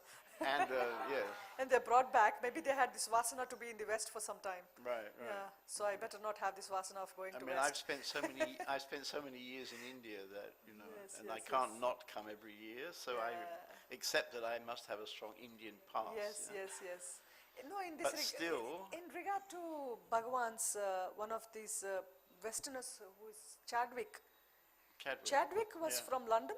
He was a Maybe. European. Yeah, English. He was English. He yeah. was English. He had come to Bhagwan, and he stayed with Bhagwan. He couldn't leave Bhagwan and go. What has Chadwick to do with Bhagwan actually? Bhagwan was a Tamilian, and then he was a Brahmin with one loincloth, and he was sitting on the hill. And Chadwick could not leave Bhagwan and go, but he was so used to this comfort of life, and in India we hardly had comfort, especially in those days. Because earlier in India everything was so hard, at least now you have all the facilities. Tiruvannamalai was a very hard journey, even for Indians. My trip from Chidambaram to Tiruvannamalai was quite strenuous. Forget about from west to east, and then to India, and then to Tiruvannamalai is a task. And in those days they didn't have good transportation also. They had to really struggle to get through this place, and there were no roads, there were no lights. It was all dark. It was all forest here. Even when we came here, there were no proper roads. We would walk the Girivalam with all those stones on the roads. There was no proper road round the hill. Even during our times, it was only the last 15 years that it had improved a lot. We have a good road, we have lights around the hill and all that. So this Chadwick was related to Bhagwan, but people did not know. He's a Westerner to Indians, right? So people around Bhagwan, one day when Bhagwan was walking through this cottage of Chadwick would be in his swing. He had this swing where he would be swinging in his swing, drinking his cup of coffee or tea. He was an army officer, by the way. Chadwick, Major Chadwick. Yeah. And then one of the disciples of Bhagwan, he's so into physical comfort, and what is he doing with you here? Then he says, don't judge him based on his skin. He's related to us. He's related to us in his past birth. So that's why he's here. And then Nana told us, Bhagwan did not mention it, I don't know if he mentioned it somewhere. Nana told us Chadwick was none other than Bhagwan's father in his previous life. Bhagwan's father died at a very young age, when he was 8 or 9. And he was born in the West, because he had the desire. And then he had to come back to Bhagwan, because he was Bhagwan's father in his past. And also, he was here till Bhagwan left his body, but Chadwick does not know that. Chadwick did not know that he was related to Bhagwan, but he had an intense connection with Bhagwan. And when he was, after Bhagwan left his body, Chadwick did not see a point in staying in Tiruvannamalai. He wanted to go back. So he flew from here, he took a bus to Chennai or Bangalore, and he was having a flight to Delhi and Delhi to back home. And then he left Tiruvannamalai, he reached Chennai, I don't remember if it's Chennai or Bangalore. His ticket was in hand, his boarding pass was ready, he was about to leave, when an instant pull, where will you go, leaving me? You think I'm no more, because the body is no more, you think I'm no more? And then he feels, no, this is his place and he can't be going back. So he comes back, he doesn't fly. And Chadwick Samadhi is in Bhagwan's compound. He's a 7-foot man. So that's the largest Samadhi there. Oh, really? Yeah. You can see Chadwick Samadhi behind. It's behind all these, Yeah. So it is there, because if there is no concept of another life, we have come with so many vasanas this life. Now each one has different vasanas, each one has desires are different, each one's likes and dislikes are different. So where have we all picked it up from? Why each one has a different taste and different individual has different shades? And then why do we strive so much if it's only one life? If you're not coming back, why all this suffering for? We can actually take it all easy. Why are we all struggling and crying? It's all one life. Everybody has to die someday. Why are we crying when somebody's dying? So why should we, there's no point of, even if it's one life, we need to understand that why are we craving for so many things? They don't last. We will die someday. Right? We will die someday. But how do we die? It's the body that dies. The body dies even now when you're sleeping. You're in your deep sleep. Where are you in your deep sleep? You don't identify with the body or the mind or the world when you're in your deep sleep. But when you wake up, when you identify with the body, so-and-so relation with the world, and what are all relations happening in the deep sleep state? And aren't we peaceful there? Actually, Bhagwan quotes in one of his teachings that the deep sleep state, you are not awake or aware. Being conscious of the deep sleep state is realization, because that is the place of rest. The mind in sleep goes back to its heart source. So physical body is just it's like a robo made by God. You only function what he dictates. You've only picked some interests on your own, which you're living here, because see, any desire you have, if it has to be presented, you need to have a body. Now suppose you love watching movies. You are spiritual or you are doing your sadhana, you have one habit, you want to watch movie, you watch a movie daily in the night and sleep and you enjoy it. Now you die tonight. But your interest in watching movie hasn't gone, you want to watch movie. So how do you watch without a body? You need to have a body to watch. You need to have eyes. And he just can't give a pair of eyes, he needs to give a body with eyes. So you come back again and again, as long as you have your desires, you come back. Until you're totally empty of everything, until you're totally empty of your being, and until you're totally one with the divine within you, you have this individual personality. As long as you have this individual personality, where do you go? You will have to come back again. And this body, how long is it going to stay? Because it's going to decay someday, and you're going with all these vasanas in you. And also this very interesting thing, Nana once told us, what happens during death? What happens during death? Death comes to you. It could be an accident, it could be old age, it could be sickness. Nobody accepts death because you want to live on. Why do you want to live on in spite of body decaying? Because the truth is deathless and you are that truth. So you want to be deathless always because that's your state. Your true state is deathless, so you do not want death. And why don't you want sorrow? You are enjoying joy, you don't want any pain and sorrow. Why? Because that's not your nature, you're rejecting what is not you. Suffering is not you, joy is you. So you want joy and not sorrow. So whatever is you, you want that. But you don't realize it is inherent, it is your very nature, it's not outside of you that you go run seeking for it. So he says it's just a misunderstanding that it is outside of you. All you need to do is understand that it is all within you. The love is within you, the beauty is within you, there's nothing outside of you to seek. So when you die, what happens is, whatever was most prominent in your life, whatever is the most prominent vasana in your life, your nature is dependent on one strong vasana. So, your vasanas are hidden in the heart.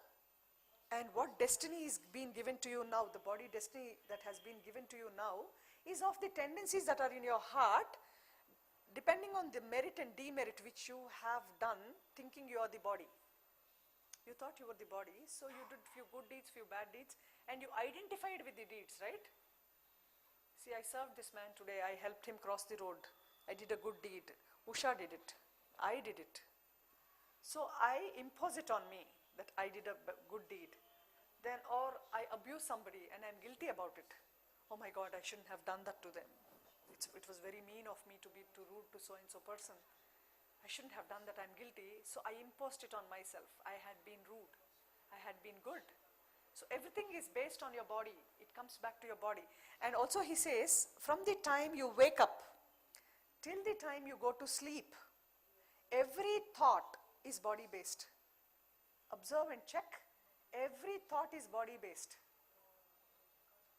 And you know the body does not last. So how much of an illusion is this? It's not true. Every thought that you get from the time you wake up till you sleep, till you go into your deep sleep, the base is your body. So if you minus your body and see, what have you to think about? And you know the body doesn't last, it dies. All the bodies go someday. So what is it that remains? I had this question as a child.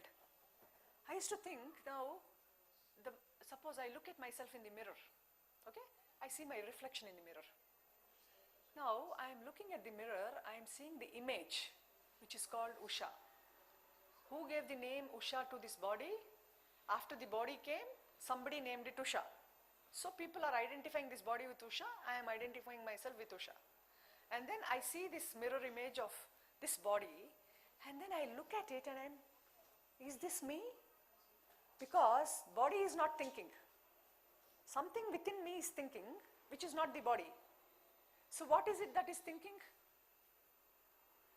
Then I get thoughts. So if I am not this body, am I these thoughts? Because that frame which is appearing in the mirror is not me. I am something which is thinking inside of me. So the one that is thinking, who is that? Internally, the one who is thinking, who is that? Then is the thinking constant? One thought goes, another thought comes. Another thought goes, another thought comes. And what thought comes to you, that appears like real. Now you think Usha is sitting in front of you and I'm talking to you. This is real. To me, this is real. After 1 hour, I'm elsewhere. That is real. This is gone. But it made impact. We make impressions. We judge. We make impressions. All these impressions are taken into the mind. Mind is nothing but thought after thought, a bundle of thoughts, right? So when the body drops, are we just the bundle of thoughts? And where do bundle of thoughts go?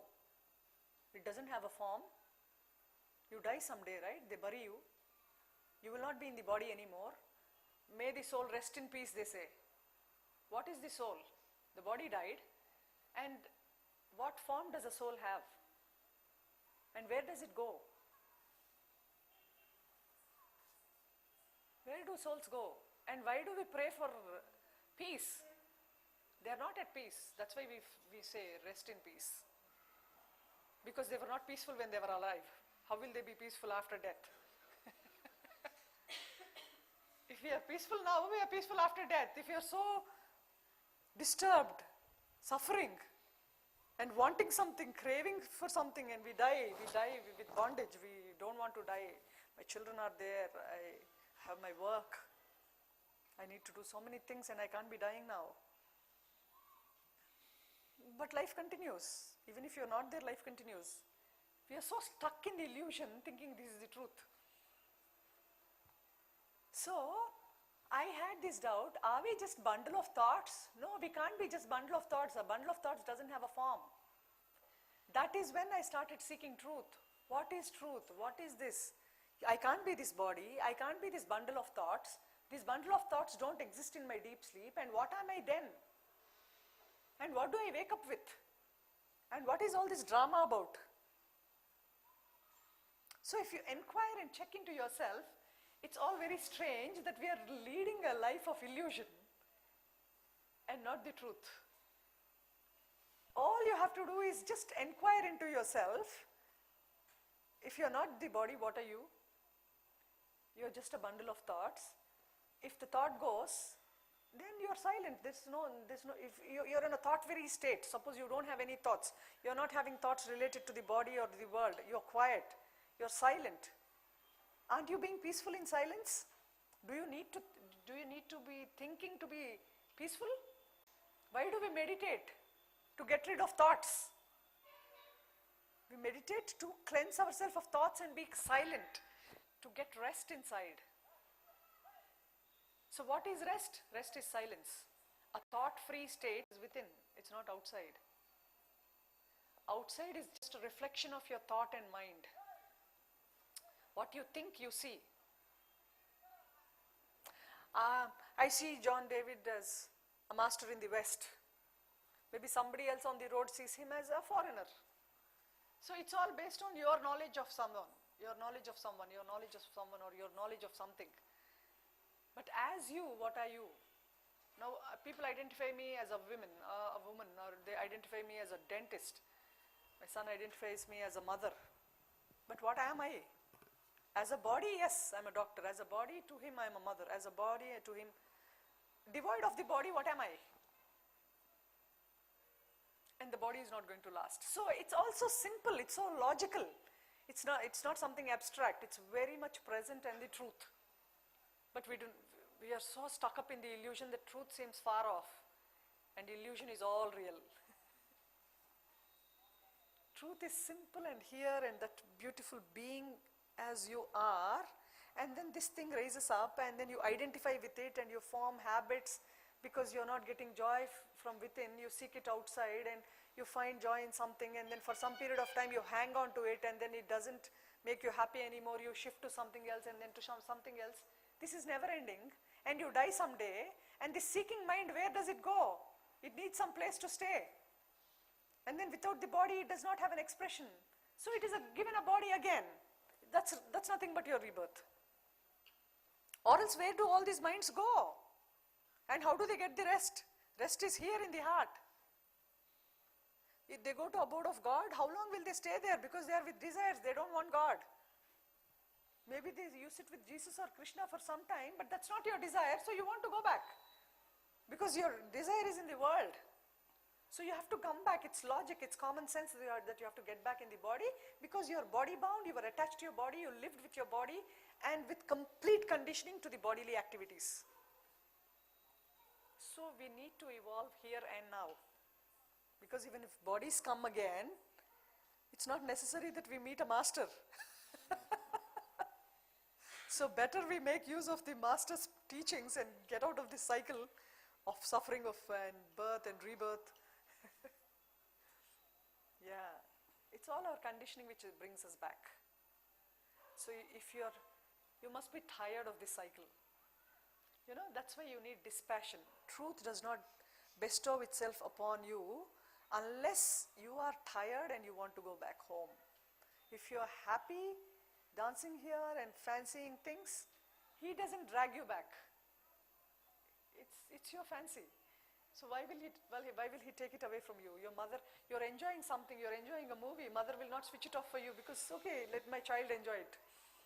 So as long as you're craving in the world, let him crave. He's happy with it. The day he wants rest, we will give him rest. So my destiny was I wanted to rest. I was too tired of it. I didn't believe in anything here and I knew this was all an illusion, and illusion cannot be the truth no matter how many lives or how many years.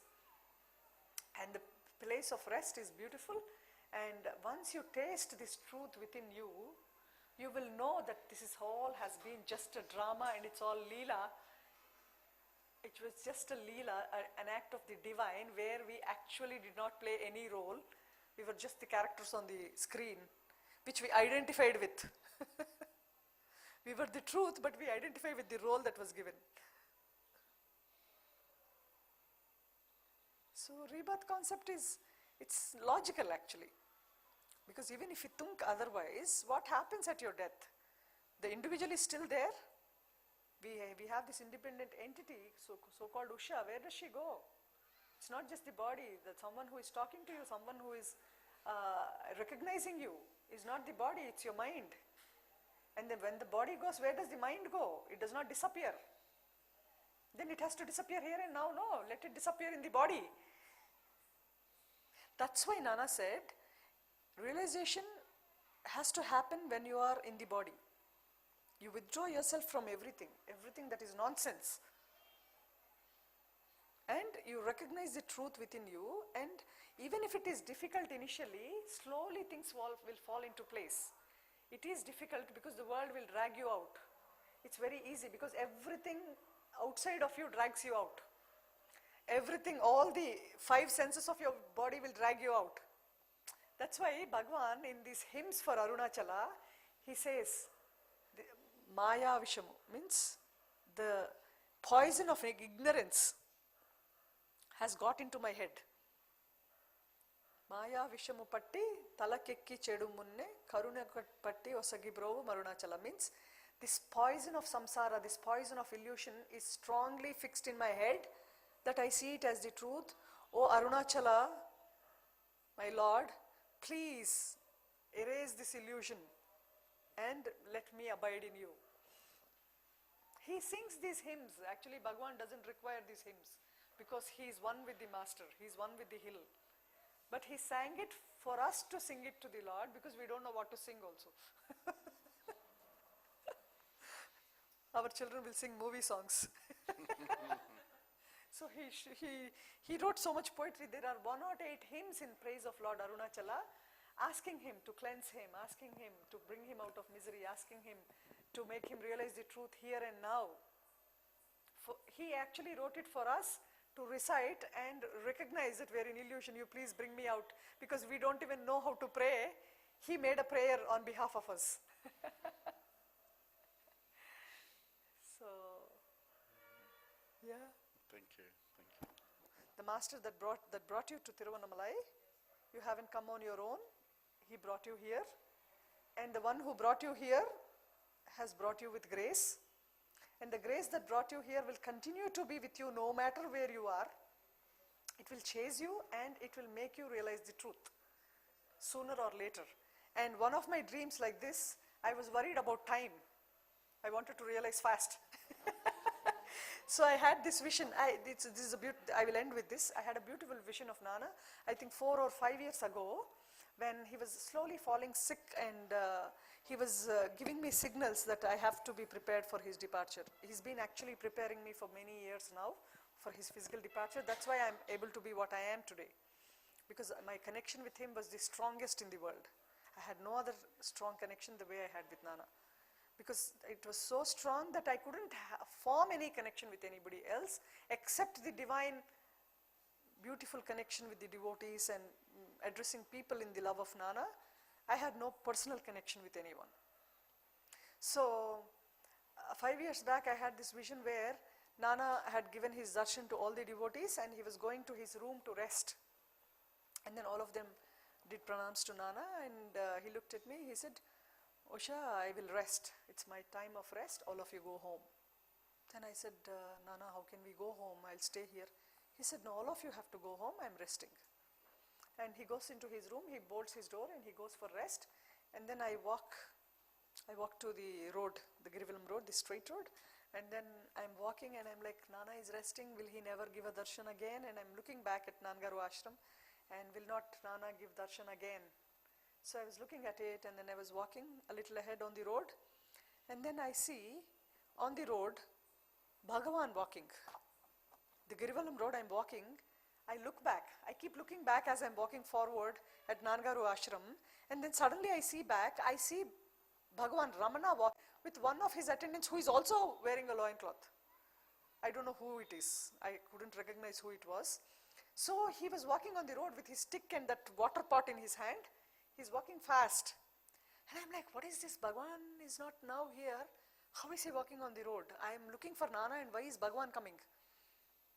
He was doing Girivalam, and one of the devotees was with me. The rest of the devotees went home, and one devotee, her name is Parvati, who is a very strong devotee of Nana for almost 30 years now. There is satsang every week in her house. She was also walking with me on the road, and I told her, Auntie, look at it, who's coming behind us? It's Bhagavan. Nana went for rest and I see Bhagavan walking on the road. Then she said, what? Bhagavan is not in body anymore. You are imagining things. You just walk. Then I said, no, I'm going to him, and I just ran back. And then I looked at Bhagavan and I said, and I was, he was the tall, brilliant personality. He was so tall, David. And he was looking at me and he was laughing when I ran back. And he looked at me and he said, how many years have you been traveling here? Then I'm like, I'm counting years quickly, no? So when did I come first to Tiruvannamal? 1992, 92.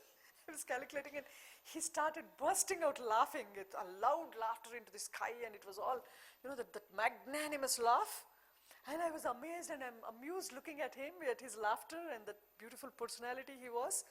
And then, and I stopped calculating, and I just looked at Bhagavan. Then he laughed, and he had this stick in his hand, one stick in his hand. He put his stick on his chest. He had this water pot in his hand.